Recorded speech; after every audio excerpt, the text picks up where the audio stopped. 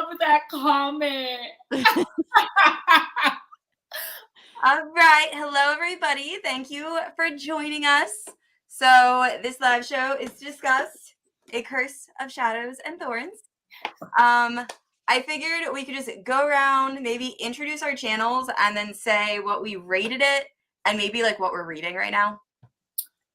Oh, okay. I'll go first. I'm April from Happily Ever April, and this book I gave 4 stars. And what I'm reading right now, actually, I wanted something light and fluffy, so I just started reading Resurrecting the Witch, which is like a witch zombie rom-com. And it's by, oh my gosh, what is the author? Bevan something. See, I just muted April because I started to I'm like, I have no idea who this author is. So I started looking up the author of like who I'm reading next. Yeah, Bevan Shea is what it is. And I'm only literally like 5 pages in because I just started reading it. But the first 2 sentences, I have never related to something so hard. Drop them. Let's hear it. Oh man, it's an anxiety thing, but it's do you want me to read the whole thing? I don't know. It says it's a weird thing. It's like a tick thing. I picked the skin at the edge of my fingernail with the vigor one might normally reserve for cleaning grout off a newly tiled floor. Oh, that's so packed. Right? Like she's nervous, she's going on a date and she's having anxiety about it, and she's sitting there like just picking her at her skin, and I'm like, I've never related to that so hard. You know how it feels to scratch grout? Yes, yeah. It's like, anyway. Oh, for sure. No, that sounds amazing. That's like, okay, added to the TBR. Okay, my name is Carrie. I'm with Book for Romance. I do YouTube like videos every once in a blue moon, but I'm mostly, you can find me on Instagram. So that's me. I rated this book to begin with a 4-star, but after reading the entire series, I saw the Easter eggs that she was planting in there. So then it jumped to 4.2 stars. So it's the beginning of the series. So it's going to be like setting the groundwork. So it's never, but I do love this series for the fact that each book got better. So since I've read the whole series, I'm just going to throw that out there. What I'm reading right now, it's The Rook by Frost K. So I don't know. Can you guys see this? I don't even know if I can zoom in on it, but it's kind of like a cool looking. Oh, I can zoom in like that. Can you guys see that? Okay. Yeah. I don't know if you guys can see that or not. My camera's not so hot. Listen, boots. That looks cool. I saw a sword. I see swords. I see a sword. Yeah, it's one of those moments where you definitely see a sword. It's more. It's because I was in another book. Hold on a second. But like, she's holding a sword, he's holding an axe, and he's kind of like a wolf, but he has wolf ears. They say it's kind of like what is it? The Cruel Prince meets like another Holly Black book. So it's really interesting. I'm intrigued so far. So good. Now it's called The Rook. It's called, well, this is book 2. I read book 1, which was The Hunt. And it's good so far. I'm kind of like wondering where they're going to take us.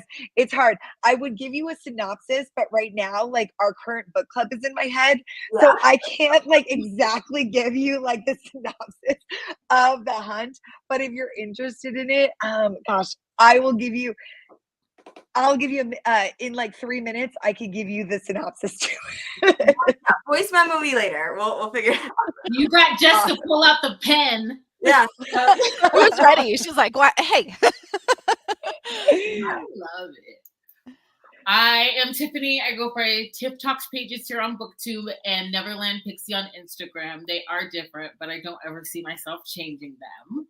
And I rated this book 3.75 and then continued on to the second book, which I'm halfway through. So it did compel me to bump it up a little bit. But initial rating for the book that we're going to discuss today was 3.75 before I went on to book 2. And I could definitely see the seeds that are being planted. I am currently in a lot of books. I am 45% the way into Madame by Sarah Kate. I am 30% the way into Grimstone by Sophie Lark. And then I will probably finish today Sword and Thistle by S.L. Rowland. This is the second in the series. It's a cozy fantasy with the like MM romances. I loved Kirsten Cocktails. That was just like travel fantasy. He's creating his own tavern, so I have to continue. And I'm like 70. I think I'm like 70%. Is it like a road trip when you say travel? Oh, I love those. So I love that. They're like cozy fantasies that I found after Legend and Lattes because I needed to like feel the way. And I would say that they move a little bit quicker, but it's still like community based, starting over next chapter. Like the quest is the next chapter in life and not so much like action packed. So I like them. They're fun. They sound fun. Yeah. I'm gonna say what I rated it at the end, but I'm just from Honest Fiction, mostly read fantasy romance and romance. So I am currently reading Keeping 13. I have like 30 minutes left of it. It's been a time. It's very emotional. Yeah, because you guys have a book club coming up for that too, right? It was supposed to be this morning, but we just moved it to November 5th. Okay. But yeah, it's worth the hype. It's so good. I'm trying to see, are you wrecked? Oh no, wrecked. And the first book, I was like, I don't see why people say this is sad. Like, this isn't sad. This is fine. Second book, I was ugly crying on my couch. Like, my husband was like, "Are you okay?" And I'm like, "I'm not okay. This is horrible." But anyway, I rated this book probably like 3 stars, with the caveat that had I not read From Blood and Ash, it would probably be a 4-star. Oh, see, I will be super honest. I almost DNF'd it in the very beginning. So did I almost did, because I think it's just there's so many terms, names for people. Like, what is a serf? Is that a servant? Like, it wasn't really explained very well, and I was having a really difficult time. But I liked the charm of the hero, and I really liked the heroines. I kept that. For me, at 40% and beyond, I was invested. Yeah. So and ultimately, I am between a 3 and a 4, but I don't do half stars, so I just round up. Yeah.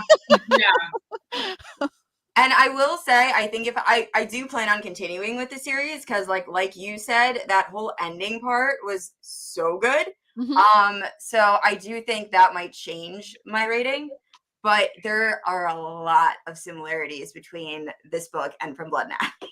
That's interesting. Yeah, I never read Blood and Ash because I knew the way Blood and Ash was going. Yeah. And I was like, I was never going to be invested in it. I actually think you would. The only problem is because you're not going to want to finish the series, but I think you would love. I know, girl. This book so much because it is so similar to this. I know how much I love Jennifer L. Armentrout. It's just I know when I get to that 4th book, I'm gonna be like throwing things across the room. That's fair. It's totally fair. But you know what?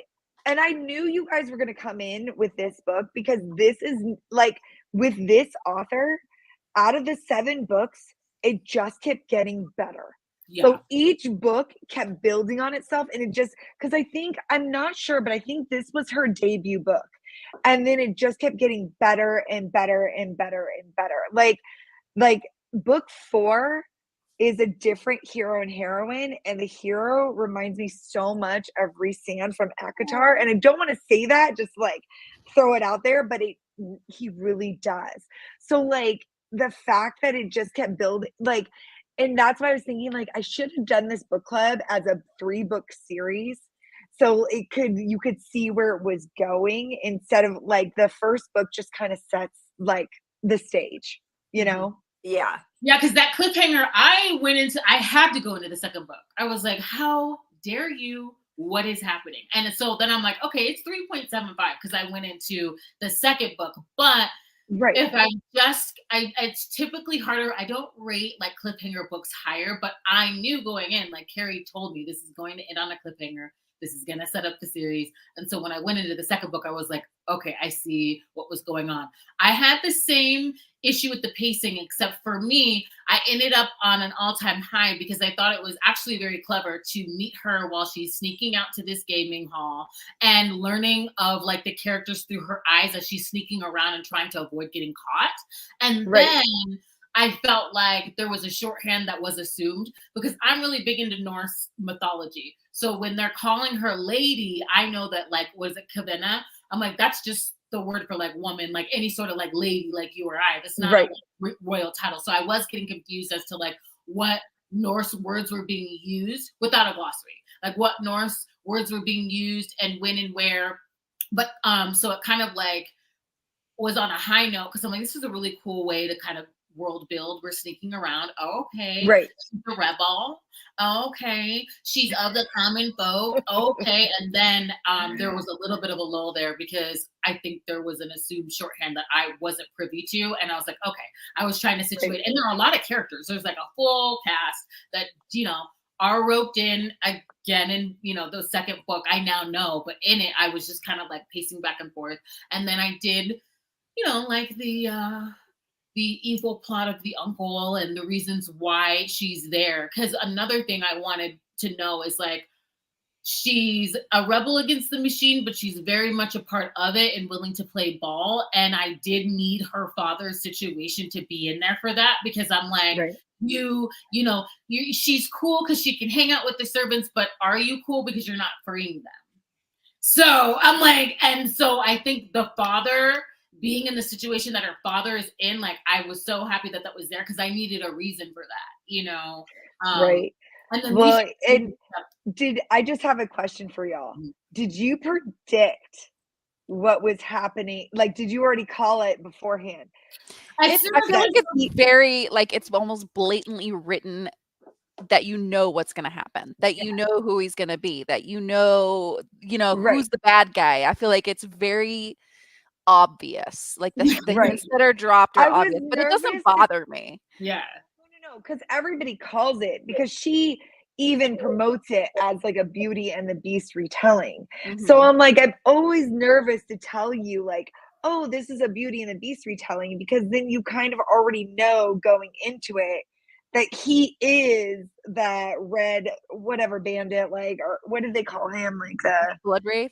Yeah, Blood Wraith. Thank you. I kept calling him the Dark One because have both of you read From Blood and Ash? I know Carrie has it. I've read it, but I can't remember a single thing of it. Starts off, Tiffany, when you were talking and you were explaining the beginning, that's literally how FBA starts, where you're seeing this girl in disguise. She's going to a tavern and she's seeing all these characters. So that's why. And also, I listened to the audiobook of this. It's the audiobook narrator as the one that so I was just like, I can't, there's so many similarities. But I feel like this book, I think that was purposeful, or at least I kind of hope it was purposeful, that we knew that he probably, like, we knew the ending. I think it was done. It totally was. Yeah. It was totally planted. Because I think she wanted you to be intrigued enough. Because I'm going to tell you right now, this is not her strongest book. Like, we all know sitting here, like, this is not her strength. But I guarantee you down the line, you're going to understand that everything in this book needs to be planted. And like, some of the stories that she went back to, or the things you wouldn't even think to like be like, oh my gosh, like I didn't even, because these characters aren't introduced yet. So it was definitely a first time like try of her planting the seeds beforehand in case someone ever reread it. You know what I'm saying? I mean, I'm trying to think, did you guys know when he started disappearing? It was before that. Like, I'm like, where he at though? He's sick. I was fun with it. I was like, it had all of, it's kind of like when I'm in like a campy, like paranormal, it's fun. Like I know what the tropes are. I know what we're doing. And I'm like I was just waiting for her. I'm like, she doesn't see it. Like how many attempts on her life? I'm like, so it's coming from inside the house. So I'm glad that I wasn't the only one. I also, to piggyback off of that, wanted to know at what point did you know that one of her friends was a double agent? Did that come out like for you earlier on? As soon as they had that incident after the training where Right when that happened, I was like, oh, she obviously something's going on with her. Yeah. Okay. Right. And it's I want to say it's so fun because I read The Ever King, which is her latest book, right Okay. before this. And I also gave that 4 stars, but I can see now how much she's grown as a writer. The Ever King has such a darker tone to it that I actually love about it. Ooh. Right. And this one, it's even though you have bad guys, he's a ambiguously bad character himself. It's lighter. It's a very light Right. tone. It's a It's like light a fantasy. YA. It is. It feels YA. Yeah. And reading The Ever King, now I can see how I'm even more intrigued to read more from this series because I want to see the progression of that because I think The Ever King is a really, really This one? good book. Yes. Yes, that was Okay. amazing. And I'm dying for book 2. But Okay, I'm listen, grabbing it. you're going to meet the Ever King, the boy, in like maybe book 6. So you'll see him. Like Oh. he's You there. have to finish this series before you pick up the Ever King, or are they? You don't have to finish the series, but like a lot of the players in the Ever King, like almost all of them, are in this Okay. series. They're like the So, like, children of this series, right? So Right. it's Yeah. like the next gen is what she was doing, which I appreciate. Yeah, it didn't bother me reading The Ever King. Like, I don't think you need to read this entire You don't. series to read The Ever King, but I think it helps to go back and see where all this originated from. I think this book is a little bit more confusing than The Ever King was, It is, especially in and the that's what. beginning. Yeah. Yeah. And even though I know we talked about it before, Carrie, about how I feel like The Ever King, it's kind of promoted as this Viking pirate romance. Well, I don't really feel like there was a lot of Viking in that. Like you don't hear the terms. And I know I just had read that new Daniel L. Jensen Viking book, and that was so Viking. Like you Right. can't un-Viking that. Right. That's what I want. I want the Norse. I don't want just the garb. Sometimes authors will go with the descriptors of how the characters are dressed or like even like region, but I want the mythology, like in the way that they think and what they worship and the things that they're going after and why. And I think that's what I think was missing from this series. I don't Right. feel that. I don't feel that Viking side. I can't picture them in my mind. Oh, yeah. And Right. like I don't It know feels what they more look like. magical than it does Viking. It Like feels for me, fantasy. Just right, fantasy world. 100%. Yeah. Mhm. Like I think that she advertises Viking, but I'm like maybe I think she's thinking that's just the way they look and not how they actually are. You know what I mean? But even still with her, I don't even think she looks like Viking. Like for me, she looked like she was in a ball gown. I don't know if you got that too, but like that's what I think. Yeah. But I mean, honestly, like I think it's so hard because the potential to this series and like it was definitely this first book. Like you have to like read the series and go back to read book 1 just so you could, because there's things she drops in here that's totally does it like you're confused. Like there's things that are being said that is confusing. 100%, I do agree with that. Absolutely. There's But a it lot. will make. Wait, say that again, Tiff. Oh, sorry, no, I'm sorry. That was keep going. No. What were you gonna say? I'm saying it seems like a vast world. Like in the very beginning, there's so many different like factions and creatures in the kingdoms and her sister and like all of. I mean, you've got people coming in, traveling in to like to wed her and her sister and the different like political alliances. And so I was like, wow, this seems very vast. I don't know what's going on. And what to tag my mind onto, but it seems like it did read fantasy and it seemed like she was building something. And that and you could tell she's trying to build it, but it is in essence like a little bit confusing on how she's doing it. But it's so interesting to read the series and go back to book 1 because I'm like, oh, I know who she's talking about there. I know who she's talking about there. The stories in book 1 matter. Like, you know how you just think like, oh, they're just reading mythology on how like the land was built or whatever. The little stories in this one matter. And I didn't understand that to begin with. I don't know if other people had read it like before and know LJ Andrews, but like the little stories mattered, especially for future books. I do want to ask about the Ever King. This one had such a unity of space and time. We're at the palace.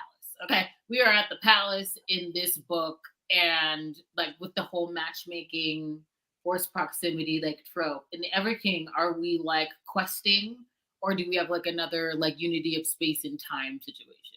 No, you're in like a whole different world. Yeah. Like Oh. they literally take you.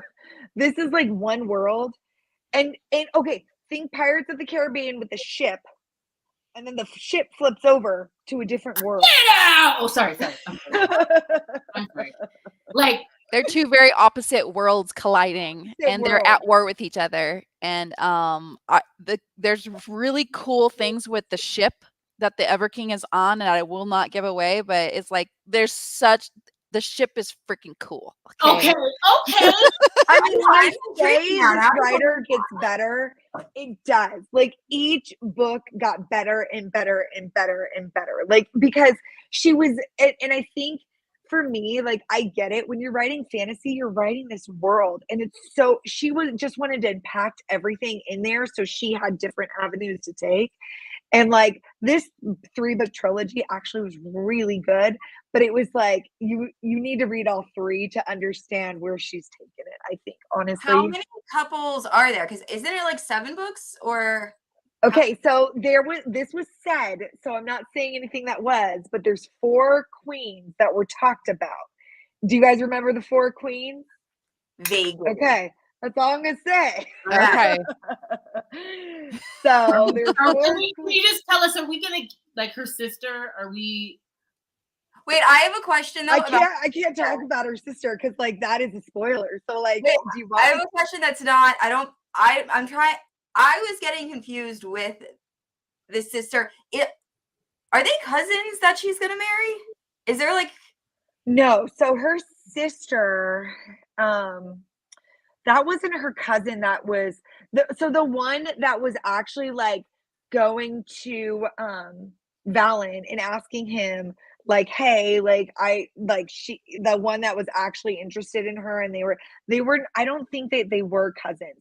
I'm almost positive they weren't, unless someone can correct me on that. But like I don't was think trying to so. figure out how like the throne, like that whole like lineage, and then I was getting confused, and then I meant to go back and watch I think she's cousins to the king is my understanding. So her dad and her mother, and then it's the sisters. And then the king is like, it's time for you to get married. Because I don't think the king has any children.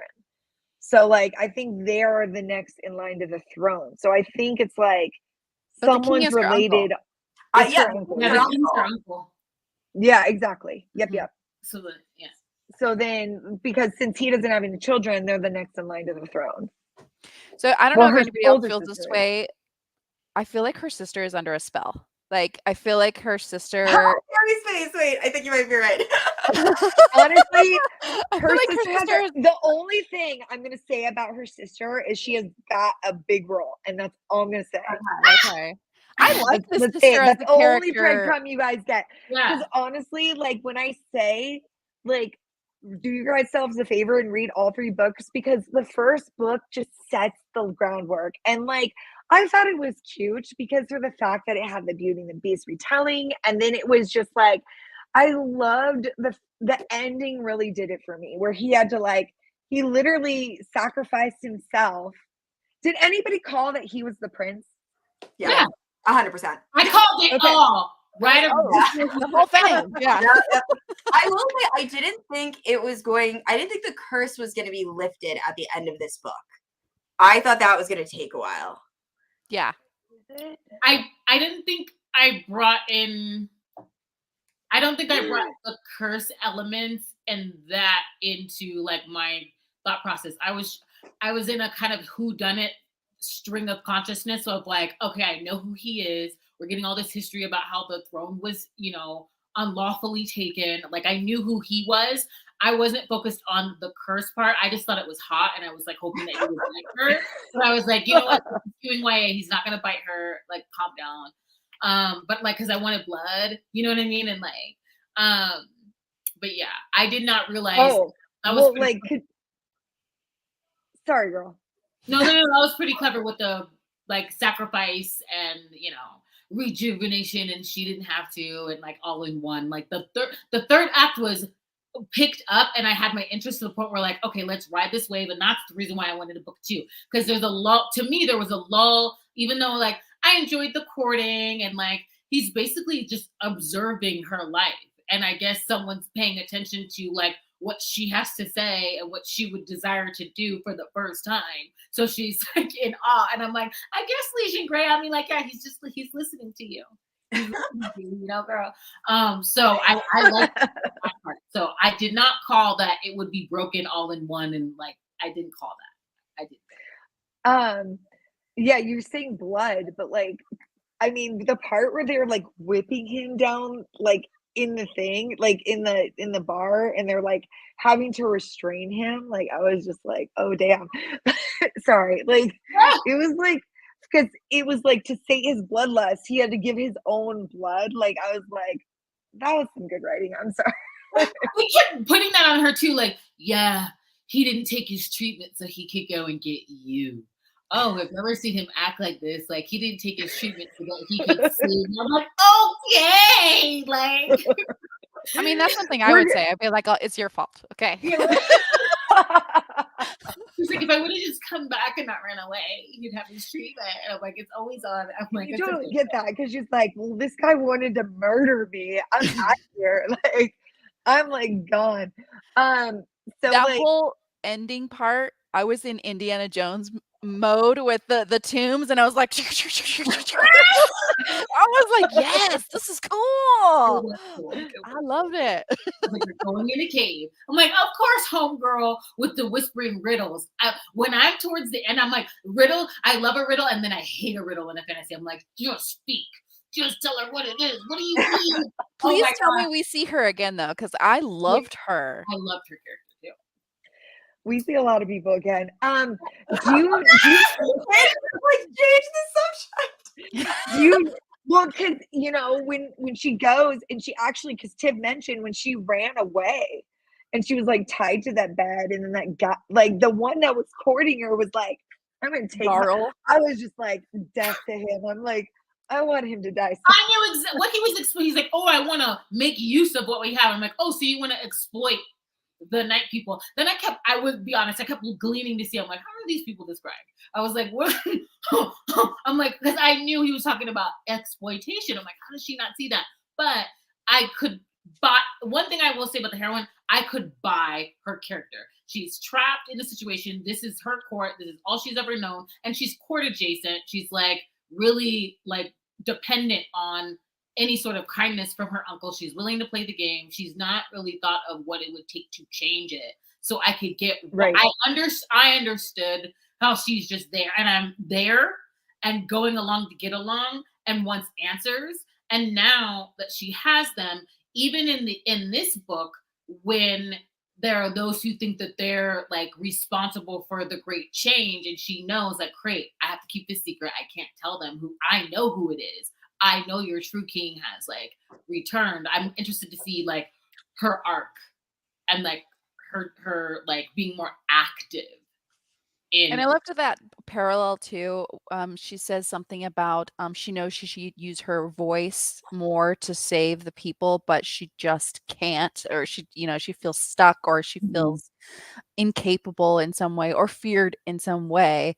And I just thought that was a really great quote too, and a really great part of it, because it does feel like she wants to make change, but yet also she doesn't want her dad to die, or she doesn't, she doesn't know how to, and she doesn't know how to help. She just wants everyone to be at peace. Yeah. What did you think of Valen like silencing her?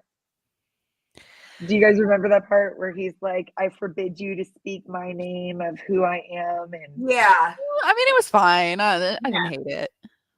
But here's the question: what do you think is going to happen in book 2 with that situation? It's going to get her in a lot of trouble. As long as homie pop up when we need you. You know what I mean? Like, I'll be quiet, but I need you to like pop up, help me out a little bit. I'm also just a little over the I'm gonna separate myself from you to protect you type of thing. Like I'm just like, oh, give me a break. She just went through hell with you. Like, give her some, He's separating to be like, I want my revenge. Like, he is like, I'm separating from you because I want to go murder a bunch of people, and because she wants him to go take his place.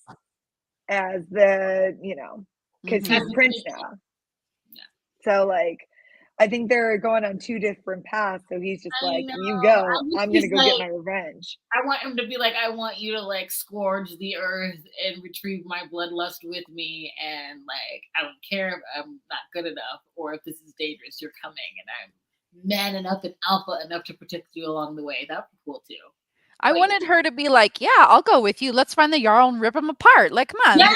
like, I kind of thought that's where it was headed, where they were going to end up like together, but yeah. Well, you know what's interesting is something I like this author did is she taught her how to fight. Because like I love how princesses already know how to kick butt. And I'm like, that's not realistic. Like she was training with the person who was a double agent. So obviously she knew what to do when she got in a skirmish. You know what I mean? So I do like when the author presets these heroines who know how to fight and to defend themselves. So it's like not unrealistic to be like, okay, you go off on your own because I know you can take care of yourself. You don't need me. Does anybody think, what do you guys think about the very ending about the people that they're with now? The princess and the her, I forget what her Civ? yeah, Sif, is it Sif? Yeah, Civ something, and then Tor and Halvar? Or did Tor and Yeah. Halvar go with him? I can't remember. No, They Tor and went Halvar with the went prince. They went with right. Balin. Oh, and then she goes back to the clan, Civ's clan. yes. Yes. Yeah, that's What I'm do y'all, interested to see what besides happens there. Tiffany, because you're already in book 2, what do y'all think of that? I'm interested. Yeah, I'm interested as well. I'm trying to remember exactly. I want to know when Mattis is coming back because that poor little stable boy. I know he's got powers. Okay, his daddy is a fae. Okay, he's got to have some powers, and I want to know what they are. I know. You're gonna just say you'll see him again. Okay, good.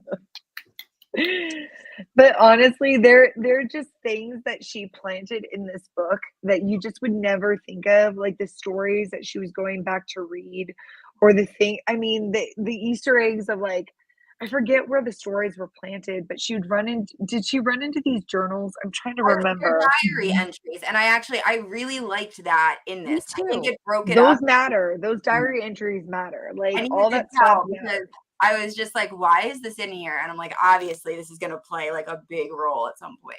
And when a lot of them did. yeah, and when Yeah, I I say enjoyed they them get, too. oh sorry guys, No, go when they ahead. get better and better, they really do. How does this connect to the Everking? Is it foundational lore, or is okay? Let me ask. I need to just read the dang book. Obviously, I need this one. Because I'm like, is this world set in like one of the worlds that were like that are colliding? Correct. See, and this is something I can't answer because the actual world matters. Because there's something in the next 6 books, because it's 7. It's not 9 books. Is it 7? Is it 9? It's one of those numbers. It's a lot. Whatever it is, it's a lot of books. It's 9 books. Okay. It's something with the 9 books where the world actually matters. Like it's something that's happening with the world, and that's the breadcrumb I'll throw you. Yeah, there's something happening in the worlds, and then from what I understand is the main characters of the Everking are the children of characters from this series. Are we Correct. portal hopping? I just want to. Not really portal. The map in the beginning, it has all these different little like countries and stuff. It's huge. I mean, you're talking like, we're in the USA and that book is in Australia. You know what I mean? It's like different parts of the world. Wait, I don't know. All of these series interconnect? Let me see. What are you looking at? I'm looking at it. So it's if you go to related series on Goodreads to this main series, it shows you the Everseas, which is the Everking and the Everqueen, and then Dragon Mage, which is Ward of the Wyvern, is the first book, and then Rise of the Guardian, which is Lost Relics. No, those are different. Okay. But I was like, wow, that's like a serious world she just built with all. Right. So she's building this world for the next 9 books, but whatever they're doing does get kind of fixed. Think what was that one by Adeline Grace? because those matter. The Adeline Grace, what is she made? I want to say, like, hold on a second. What is the name of that book? But like, there's definitely like fates and things like that. It's gonna be bigger. Belladonna? Just think bigger. Belladonna, thank you. Okay. Yes. So like, think bigger. Like, fates have made plans, even though you never ever see them. You know what I mean? And then like, it takes you on this journey. But I yeah, have such a hard time finishing series, Carrie. You're giving me $7, okay? I wouldn't give them to you, girl, if they were not going to be heading you in a really great direction. I really did enjoy the series. Like, you can pump one out once a month, you'll figure it out. Like, you'll get there. You know what I mean? Like, you don't have to do one. I read it in a week because I wanted to see where she was going with it. But like, I also didn't do the audiobooks. I was like, physically reading took me a little I did the while. audiobooks just because that's the way my life takes me. I will not. I actually stopped the audiobook halfway in because it was I can't do the narrator. That's the same as FBAA when it's a similar world and similar things are happening. I was like, it's not working. So I read it physically, which is probably why it took me a while. Right. I did half and half because I noticed that. And I was like, oh, but I noticed that on the latter end and we were getting like action. So I was like, okay. But I probably would have been fine if I switched to the audiobook for like the last 30% because of all the action and everything. But in the beginning, it just wasn't working. You can do book 2. I finished the second half last night. It only took me an hour and a half, and I was at 60%. Like the first half took me 2 days. But then that last 40% was like, oh dang, I love when that happens. Rocking, yeah. And then I was like bumping the audiobook down. I was like, who the hell am I? Turning it down, making it slower because I really liked the the ending of the book. I really did. Now, I mean, I feel like I found a new author because now you guys have there needs to be a pirate ship on this cover. Because now you guys like agreed. There is the descriptions of that pirate ship. Like I don't want to tell you because it's just know it's freaking cool. It's even cooler if you know where the Ever King came from, though. Like that's what I'm telling April to go back and read them because if you knew where he came from, then you're like, oh because the ending of the Ever King, I'm not gonna because it's a cliffhanger. I can say that, but you would be like, oh, because of like who he's going to go see, because there was definitely bad things that happened in the series between the Ever King and her father. Oh. And the Ever King has a lot more magic. So he does. Say anymore because that's like a major like lead to a spoiler. Wait, but, her like, father? And her father was shady because you know what? Did anybody else get the sense as you're out here saving your Mizuwagi? Okay, out here. Like going along to get along. Her father, obviously, I felt like her father was cursed. Like I felt like her father and her sister were like puppeteers by the king, her uncle. And like, I'm like, he's not ill. He's being poisoned. He's being controlled. And then I'm wondering, then there was a part where I felt like, did the father like do this on purpose so he could gain power? Like, and it just went wrong or something like that. Like, that's how it felt. Like, it felt like she was living this sacrificial life, but that's her dad. So, the seer girl said that him being sick was on purpose to get them together. Yeah, but I don't know if she was the one doing that or if like the uncle was or something. Yeah, or she allowed the uncle to do that to get her to get on this timeline. I say timeline, but like on this faded timeline. Yeah. You guys are my detectives. I love it. Well, at one point I was like, is he liking this? Is he like? Because I'm like, I feel like it's not her like sacrificing herself for this man that like feels like, I don't know if he knew that he had like this was on purpose, but it felt like he did it for something. Like I felt like her daddy wasn't much, okay, and that he was evil himself. So that's how it felt. Yeah, I thought the dad was evil, but I like the idea of him being cursed as well. Yeah. Okay. And I wanted to follow her. I mean, I know her sister was mean, but you know how unlikable characters when they're doing interesting things, you want to follow them. And she kept stepping off the page, and I'm like, girl, where are you going? Like, I wanted to see what she was doing.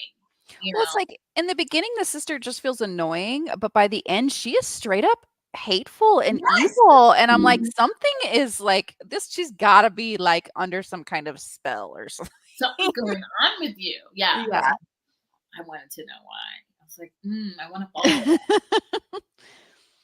But yeah, this does feel like a series I would stick with. I literally can't comment just because I've read them all. So it's like, I will be reading them. You have gotten me to, obviously I'm going to finish book 2, but I will be reading the Everking. I'm going to be honest. I know I'm going to be listening to the Everking because there is an audiobook out. Jess, there's an audiobook. Oh, yeah. It said it was not out till March. Well, wait, isn't it? That gives you guys time to read the next. I thought that. I was right to read the next 7 books for Carrie.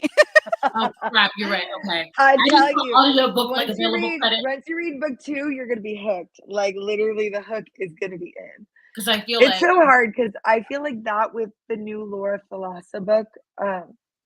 What was it? Bewitched. Yeah, it's like book 1 kind of set the groundwork. So I'm gonna give it to book 2 to see if it takes me, and then go from there. Because I feel like how I felt with that book with Bewitched. I was like, I hope the second book, and this was just the setup. Did everybody here read Pestilence? Yeah. Okay. You can talk about it though, because I don't ever plan to read those. No, really? Why not? No, April. It's hard because when I get into an existing series, I have to really want to read all the books. Yeah. Otherwise, I'll start the first book and I'll never read the rest of them. I think I did start the first one. What was the first one in that series? Is that it is okay? I didn't like it. Yeah, I hated it. I absolutely hated it. I wanted to. Well, that's what happened to me. I feel like a lot of that book. I wouldn't call it beloved, but I will say that series is. There have been beautiful recovers. People talk fondly of it. I wasn't the biggest fan of the first book, which I felt like an outlier to. So I was just like wondering if I should even pick up Bewitched because I kept hearing the same thing, and I'm like, I don't want to like. Well, and that's the thing too. Is like with like Pestilence, War, Famine, like everybody has their favorite one of that series. Like if Pestilence didn't work for you, War will, because that was always the underliner. If you didn't like Pestilence, you liked War. If you didn't like War, you liked Famine. And if you like Pestilence, you obviously will like Death. Like literally, like that was the underlining thing, that there was kind of like a guy for everybody. So I thought that series was good for the fact that she appealed to everyone, because each hero kind of like, you would like one of the heroes out of the 4. You know what I'm saying?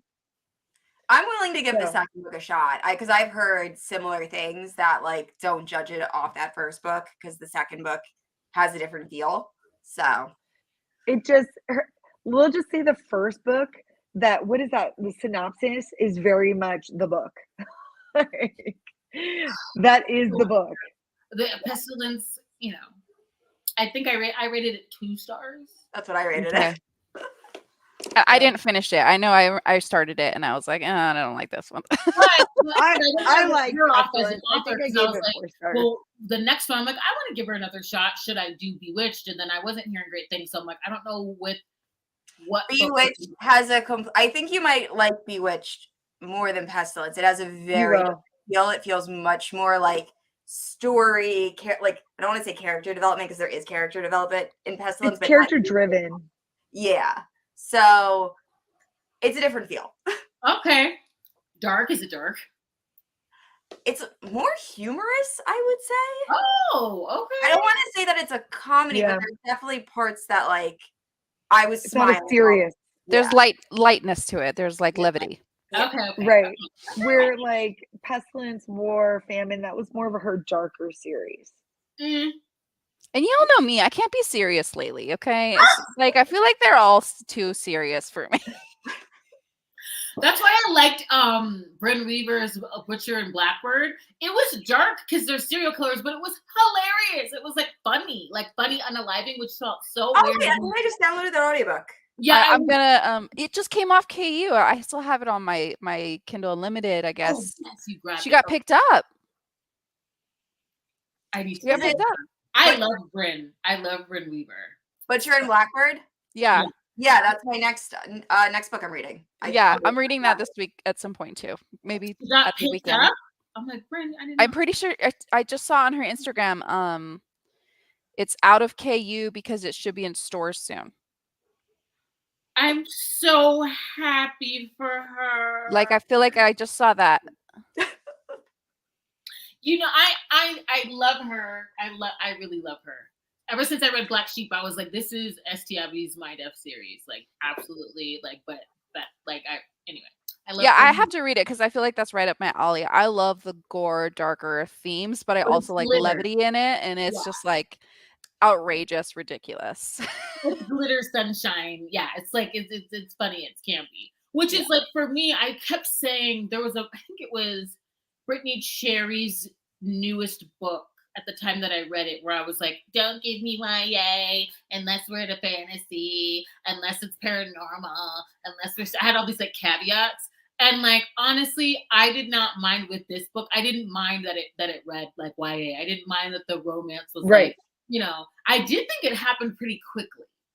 But I say that to say like I didn't mind it being like YA-ish. Because it read younger. I didn't mind it because we are in a fantasy. The world is ending.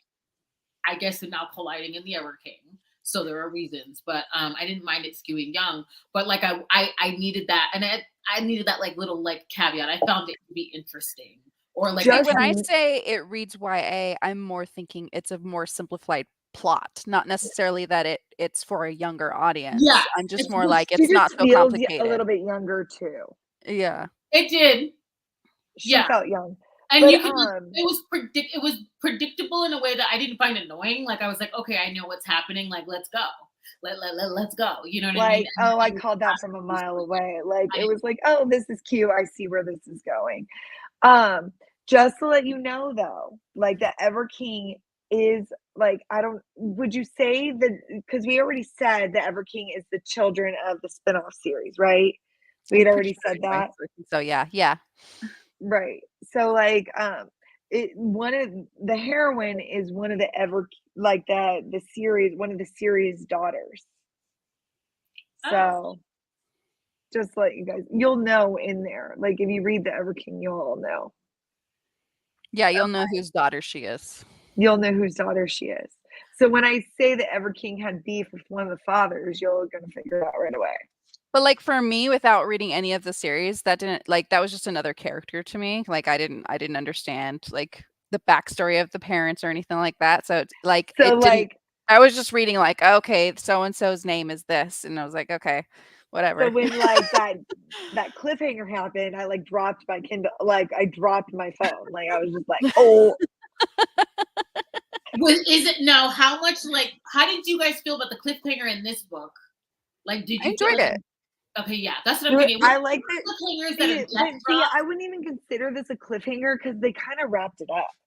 Like for me, this is the type of cliffhanger I like because they do wrap up the main plot of what this book is intending to achieve, and then the cliffhanger is actually the start of the next phase. Yeah, right.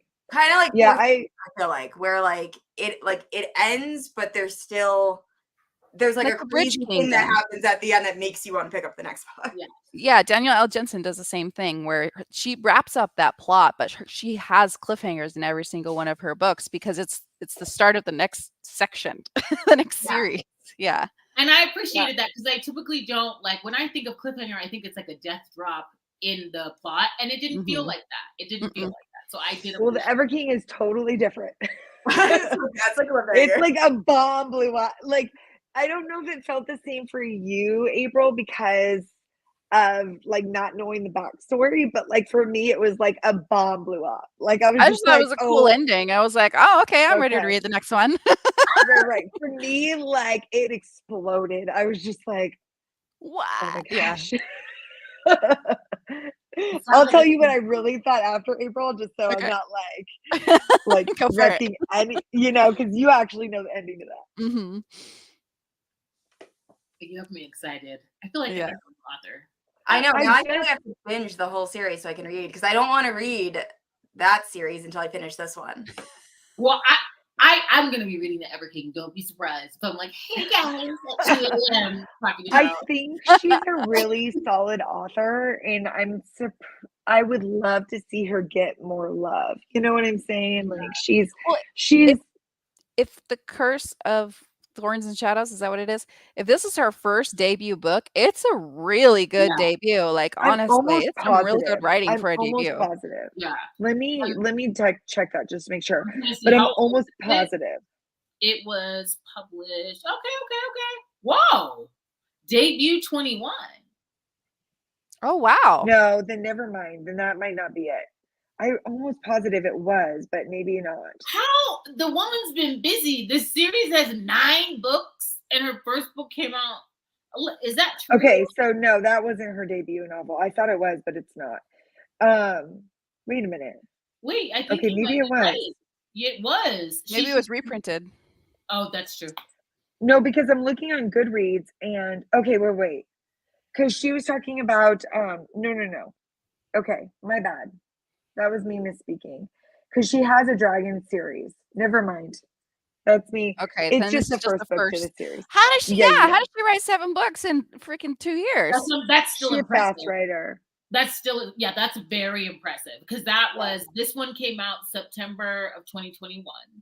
Okay, and then there are 9 books in the series, and then the Ever King. What? Like that's crazy to me. It is. Okay, I'm looking up her first book though, guys. Oh my god. Does she eat? Does she sleep? I know. She's a fast writer. She's And actually I wonder too, because there are cliffhangers. I wonder if like I'm very interested in how authors decide to like release because she's been cooking. Mm-hmm. Like, was it done? And then it's like, now I'm gonna start, or did I have like 5? Did she have like 5 in? I know where I'm going. Like, dang. Well, I was just looking at the Ever King, and I know the next book has a title and everything and a date, but I just saw that there's a title for the 3rd book. But oh my god! What if she's writing the whole story?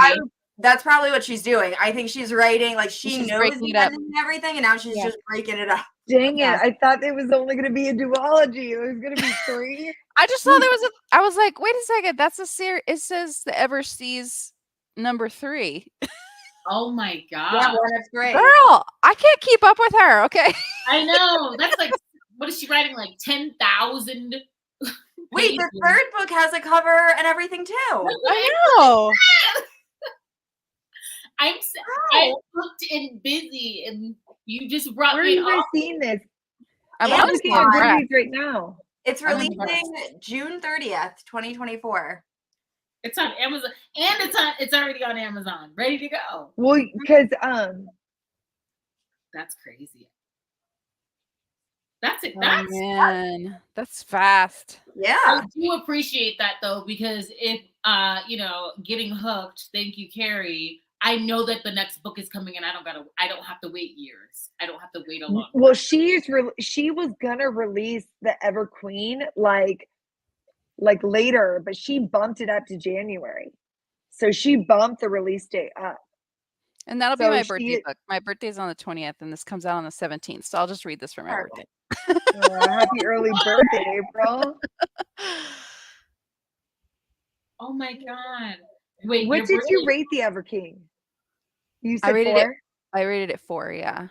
But even though both of these to me are 4, to me the Ever King is better than this one.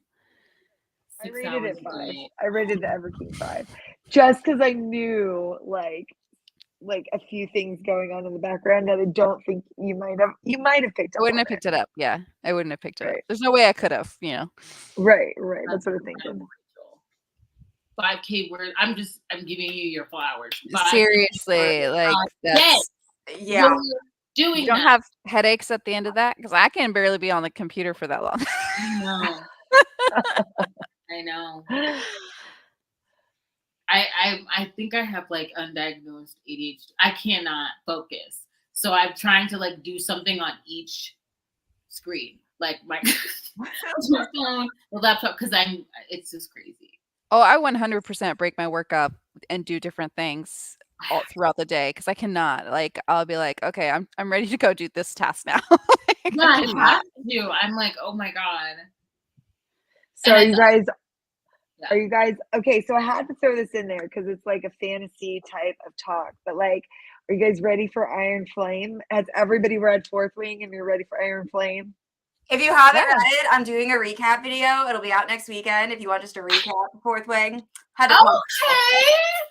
Yeah, I'm not pre-ordered. Jess over here on top of everything. You know what? I didn't like love Fourth Wing as much as everybody else, but I am still hyped for Iron Flame. I rated it 4 stars. You're good company. Yeah, like not everybody loved Fourth Wing. Like I think, you know, like some books work for people and some don't, and that is okay. Like honestly, like there's some where I'm like, I don't get the hype to this, and it didn't work for me. Look, I love how. Sorry. Oh, sorry. I was just gonna say, I love how it's bringing back more community events for the book community, like the midnight releases and all that kind of thing. Like we all love that stuff. I mean, I'm not gonna go to them, but I love that they're there. I love that they're happening. Exactly. Yeah. I go to a midnight release. I used to go to them for Harry Potter all the time, so I want to relive that feeling. And I missed the boat for that period. So like I heard about those, and I was Vegas. like, eh. I am in bed by 10:30, 11 tops. I would not make it till midnight. I'm like, my ship has sailed for that. Look, I go to bed at 9 o'clock normally during the week because I have to be up at 4:30. So, but I can push myself. A lot of coffee, I can stay up. Oh yeah, I've been staying up till 11 and I've been getting up at 5:30. I'm like, I need to go to bed earlier. Yeah. This is not happening. It's one extreme or the other. I'm either up, like I can stay up. I have to like put myself down. I can continue to stay up like for a very long time, like a clinically long time. So I could be up 32 hours straight and like what? So I have to put myself down, or like I'm going to bed as soon as I get home, and I get home late, like midnight. I'm off of work.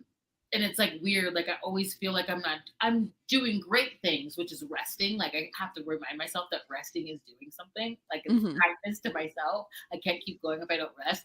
But lately I've been on my like I'm going to bed tour, and it's weird for me because I typically will stay up and then do all my normal people like worldly things, like going grocery shopping at like 6 a.m. and then after that I go to sleep. It's like a weird backwards schedule, but very vampiric. But it works for me. And now I don't know what to do. If I'm getting up at 6, I feel weird. I'm like, okay, so I guess I'm going to shower, drink coffee, and go to the store now. Like, this is so weird. It's so weird to me. I'm like, is that why? No, it's smart. I'm just like, at the store at 6. Getting up before the sun should be criminal. Like every day I'm driving to work as the sun's coming up, and I'm like, oh, I hate my job. I love my job. My job's amazing, but still, it's like, oh. No, but you're driving. No one's on the road. You guys, like, I think you're thinking this the wrong way.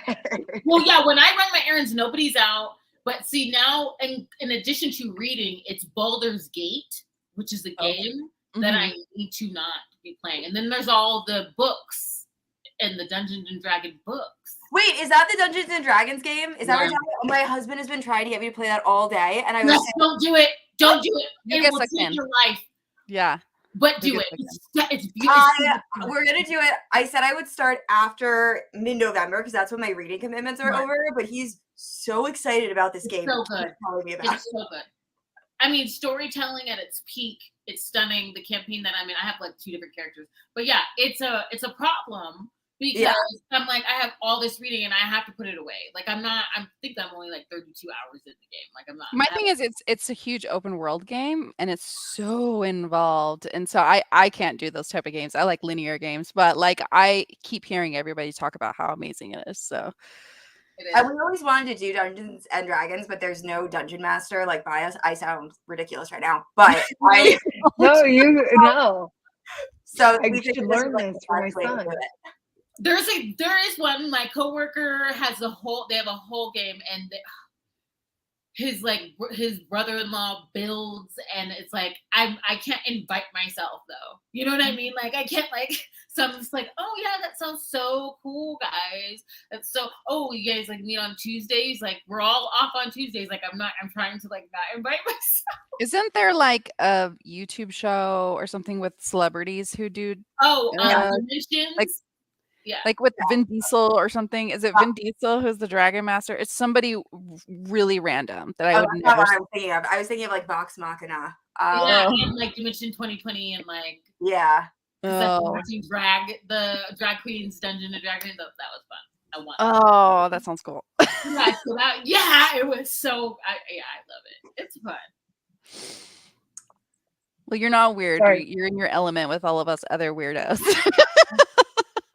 Okay. Who plays video games on here? Do y'all three play video games? Sims I play them very mods. sparingly. When I have time, which is not when I have often. time. The Sims 4 I've been playing for years, and I have a bunch of mods in my game that like slow down this one computer, so it's like it's taking over that one, all the packs, all the mods. I used to build mods for it. Like I do, but I mean she's killing it in her life. She's on YouTube I'm like, girl, I need to be coming out with videos like my freaking Sim self is. It was like starting to bother me. No, yeah, she was but yeah, I haven't played. It's Baldur's Gate right now. And like Sims 4 I've always played, but I haven't been popping into that story. We're a PlayStation household, so my husband has literally thousands of games. And we play. The last game we played together was It Takes Two. Oh my god, highly recommend if you guys play video games. It's a video game about a couple who is going through a divorce, and they get transported into these little dolls that their daughter has, and they have to find their way to work together to get their daughter's attention. And the daughter's like crying because her family is broken apart, and but the actual playing of the game, it's co-op. And sometimes co-ops, it's frustrating because you're going after the same things and that kind of thing, but it truly is a teamwork game, and it is so fun. The characters in it are fun.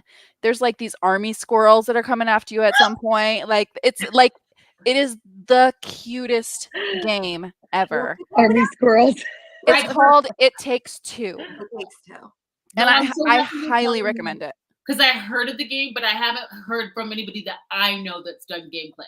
You see what I'm saying? I thought people were just trying to sell it to me, but this sounds like wow. Yeah, it sounds good. And I don't like co-op games, but this one actually sounds really cute. The only co-op games that I really love to play, and the other one I played during my maternity leave, and that was Dead Island. It's like a total zombie killing. Like I love zombie killing games. Like I will just be like out there hack and slash the zombies. Like those are my favorite. But we bought a second PlayStation so I could play in the living room, and then my husband can play in the other room because it's not couch co-op. It's like Wi-Fi co-op. So you have to be on different devices. But that one too is just so fun to play with like somebody else. Like I just love those games. I'm an action adventure gamer, so like I love the Uncharted series with Nathan Drake and like a whole Indiana Jones thing. I love Tomb Raider. I love all those type of games. So in fact, my husband's trying to like come up with a list for me. He wants me to play romance video games, like as a romance reader. Is there such a thing? There are a few, and one in particular I have started playing already. It's called Romancevania. Oh god. It's like a Castlevania, but also a dating show with monsters. With monsters. Yeah. It's so funny. That sounds fun. So I've been playing that one. I love games. But more so I love games for the story, and my husband loves games for the playability of them. So it's like, when we find one we both like, it's like perfect. 10 out of 10. Oh, for sure. We both like the open world games, like Zelda, not the new one, the one before that. I forget. Breath of the Wild. Oh, I really like that one. That's one of my least favorite games of all time. Zelda's been out there forever, though, hasn't it? I like the old Zeldas. Yeah. But I do PC, so we don't have yeah. I think we actually have a PlayStation, but we haven't used it in years. I need console. Yeah, I haven't played on console in a long time. Sorry, guys. I'm totally mentioned on candy right No, it's totally No, okay. no, and I love your sweatshirt. I like that shirt you have on. Oh, the Jack Skellington. Oh my god, that's so cute. Yeah, it's one of my. I bought it from Kohl's. That is so cute. What's it say on it? Eternally. It's just Jack Skellington. Eternally. Yours. I just got Novel Wicks just did like a Halloween collection, and one of them was Black and Sally. Oh, I love Jack Skellington so much. I got I love Jack and I love Mr. Oogie Boogie. I'm gonna try this like new coffee. Ooh! Oh, you gotta tell us how it is. I know. Butterscotch toffee, which I didn't think I liked, but I tasted it in there and I'm like, this is delicious. I know love we've gone butterscotch. completely like off the topic, Sorry. but no, it's totally okay. So, what's everyone's favorite Halloween movie? Just because I'm curious, or like that's like picking a favorite child. Come on now. There's some good ones out there. I was trying to get everybody to watch Death Becomes Her because I love that. Okay, we were talking about that the other day, and I was like, that is a perfect Halloween movie. Perfect. It's perfect. You know what? My fantasy girl can't. I go to the Harry Potters all the time. Oh Yeah. my I don't know. But that's Christmas for me. I feel like I do Harry Potter like during Christmas. Okay. I was gonna If tell you you're I like getting- Harry Potter because I feel like it's fall, it's all fall, like November, October, Right. November. Like I totally Christmas. I like to hear that. I haven't Yeah, heard it. that's a good I like one. I can't even think of any right now, honestly. We haven't been watching any Halloween movies, honestly. I'm like Wait. the kid ones. Like I have to do. So Death Becomes Her starts October 1st, and like I just have it's just perfect. Then of course I go with like Casper, Hocus Pocus, like all of those. Like Casper's great. Oh, Addams Family. I like Addams Family. I too. love Addams Family, and then Addams Family 2 because I need to see her go to summer camp. The second one is better. Yes. Yeah, Yes. I need to see Debbie. I need Debbie. the velocity of Debbie. Okay, and of course, The Nightmare Before Christmas. Yeah, that's Yeah. like you know, I mean, that's like a given. that's given, but that's more. It's funny because Nightmare Before Christmas is more like I think of it Christmas, more right? Yes, I think Right. of it as Christmas as well. Have you guys Right. watched that new movie that came out, Totally Killer? No, no. It's camp. You'll love it. It's camp. Oh, okay, yes. She's getting chased by a killer, like a slasher, and then she goes into a time machine back to the 80s. Oh God. Stop it. And the killer goes with her. And she meets her mom. Oh, I have to That's watch. that's awesome. It was Wait. actually really fun. Like it was totally dumb and fun, but I we like loved it. I like campy, I like campy, and I like campy dumb. I like campy smart. Like I just think that they're fun, and then I like feel good nostalgia. Goosebumps I haven't tried yet. I really want to watch the new Goosebumps show. Okay, the Goosebumps movie with I Jack will Black. totally watch Ghostbusters. Oh during this yeah, time. yeah, Ghostbusters too. Yeah. Oh If yeah. you guys like horror, Talk to Me came out. I forget when, but it was recently available via streaming. So creepy. Which What? one? Talk to Me. It's Oh, about. yeah. Heroine. I'm such a chicken. I can't do those. Oh no, I love. Well, horror. yeah. See, was back in the day, though, I watch all that stuff. I'd watch Chucky, Saw, like during Halloween time. Don't even. Not let's talk anymore. about Chucky because I have a phobia of Chucky of all dolls. Really? But I can't do the see, but dolls. that was back in the day, though. April. You can't So watch it that- now. I can weather Chucky. They're playing Chucky. I'm trying No, I can't even look at see it when the ad shows up on the TV. I'm like, change that. Like, They're cannot. offering to put him in your back seat with a knife at the local drive-in near here, and I'm like, what?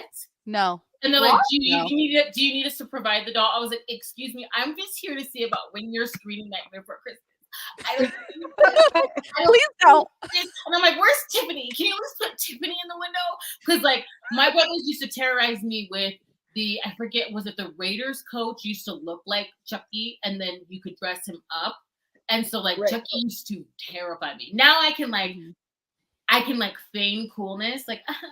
I don't know if you guys ever Oh watched my god! No. Oh, yeah. Flappy, and he is the one that freaked me out so much more than Chucky. This doll gave me nightmares forever in my Well, childhood. the new Goosebumps movie. Oh, I don't know how new it is. It was a few, but Jack Black is R.L. Stein in it, and but my kids love that movie. We watched it, and Slappy is in it. Oh, I hate He's slime. in it. He might be in. But there's also the Yeti. There's literally every monster that R.L. Stein wrote in that movie, and it's like awesome. It's awesome. And there's My a husband new, would like, probably say Monster Squad was his favorite Halloween movie. I'm trying to look up. Just of ever. What's your favorite Halloween movie? Oh, he says The Thing. That's his favorite. That's a good one. I can see that. Yeah. Yeah. I mean, there's so many now. It's like being like, what's your favorite Christmas or holiday movie? And I'm just Mine like, is Practical Magic, and my husband thought it was a horror movie until it was on. I was like, you really like agreed to watch this so easily. And then as it starts, he's like, this isn't a horror movie, is it? And I was like, nope. Oh my gosh. The why one I did he grew think up it was on. a horror movie? I have no idea, because he knows I like horror movies, and I was like, let's have a date night and like drink wine and watch Practical Magic. And he was like, okay. The one I grew up on was He's Arachnophobia. like tricked.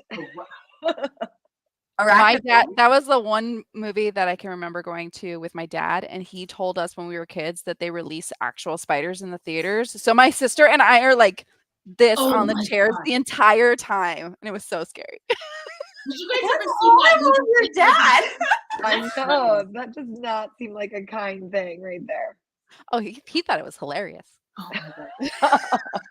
I remember watching 8-Legged Freaks. It was like, I remember that movie. you know, where they were like killing the bugs. Yeah. It's like early 2000s movie, and they made it like they went to the army, but it's like set in the future in space, and they're like killing bugs together, and that was like cool. So I think that made like, I think my brother was really clever by like having me get into that movie because I was less scared. Because I'm like, oh yeah, 8-Legged Freaks, like it was but I think he tricked me, which I'm grateful for. Like, thank you. But yeah, because spiders freak me out. I mean, I think the holiday movie. Every year, my entire family, we always watch Love Actually, even if we're not together. Like, we'll watch it. We'll watch it, you know, and like that's our connecting movie. Like Love Actually is just always playing on at some point because that is a good one. I love the stories, you know. I love the different love stories. So that one's fun. That is a great one. Of course, Nightmare Before Christmas, but that's like a definite. And then there's a really weird older 80s movie. It's called A Christmas Toy. And it is about a Christmas toy who was the favorite toy of this kid. And he's been like the king of the room. So of course they reanimate and they come alive. And this year it's a new Christmas, and he has to come to terms with not being the favorite. And instead of doing that, he decides to get back in the box. But it's a little bit dark. It's kind of dark.